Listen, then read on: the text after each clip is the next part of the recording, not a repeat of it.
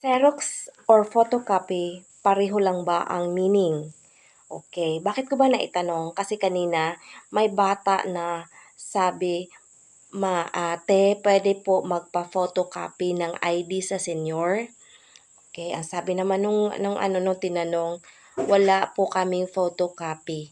Xerox lang po ang igwa kami. Ayan. So, sino ba ang tama or tama ba? Ano ba ang pagkakaiba ni photocopy at saka ni Xerox? So, ganito po yun mga palangga. Meron tayong dalawang gamit ng word na photocopy or words na photocopy at saka Xerox.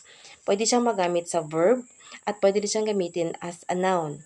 So, ganito po siya pagka sa noun.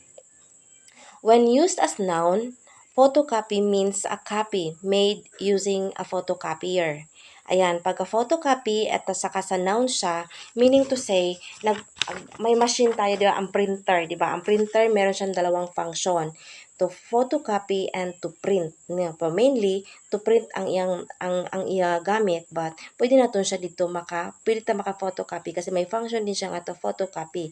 Depende ang pag-function sa printer sa photocopy sa iyahang brand kasi kung ang Epson ang Epson siya dili siya masyado friendly kung photocopy ang imuhang or mag-xerox kay ganon or photocopy kana magkuha kag kopya dili kay siya kay murag pagkataod-taod kung daghan na imong photocopy maghang na siya or magdugay na siya or dugay na iyahang kanang pagtalibod-talibod naga-loading samantalang kung Canon or other nga kanang mga brand so dali lang kaayo ang photocopy so mo na ni siya karon no sa printer kung halimbawa photocopy noun tayo no means a copy made using a photocopier. Halimbawa, nag-photocopy kita no sa labas sa printer. Halimbawa sa printer gisulod nato siya sa photocopy sa ilalom, sa photocopy. Paglabas niya, photocopy ang tawag sa kanya. So that's noun, no, noun used. So kung ginamit natin siya sa noun ang word na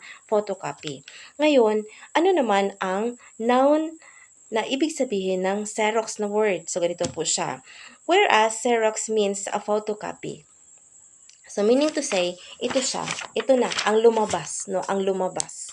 Ito siya. Ayan siya. Ang ating product, ang ating output, or ang lumabas dun sa is, ang papel, no? Ang papel is Xerox. Ayan, Xerox, no? So, ang photocopy is made using a photocopier. So, yung ating paggawa, yung natin is a photocopy made using a photocopier, no?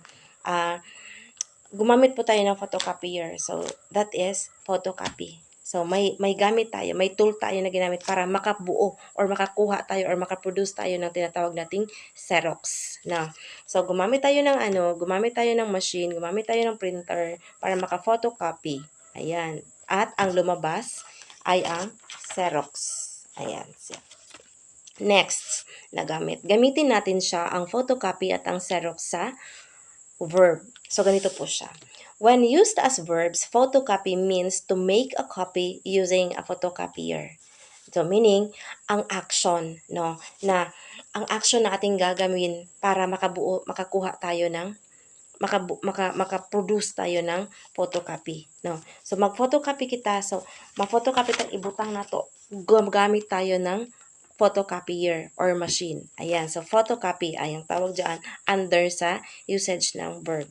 Next, whereas Xerox means to make a paper copy or copies by means of a photocopier. Ayan.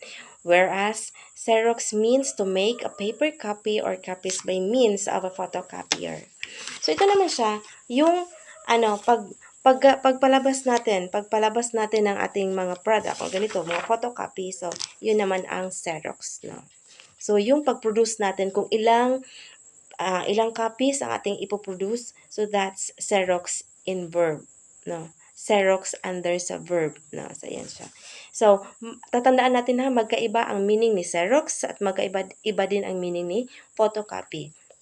Photocopy is the action and Xerox is the outcome. Kahit na halimbawa sa noun yun siya, pag photocopy, it is still the photocopy means a copy made using. So, itong paggamit natin or yung ating action na o yung ating paggawa, ayan siya. And then, ito siya, ang product is papel na siya ang Xerox.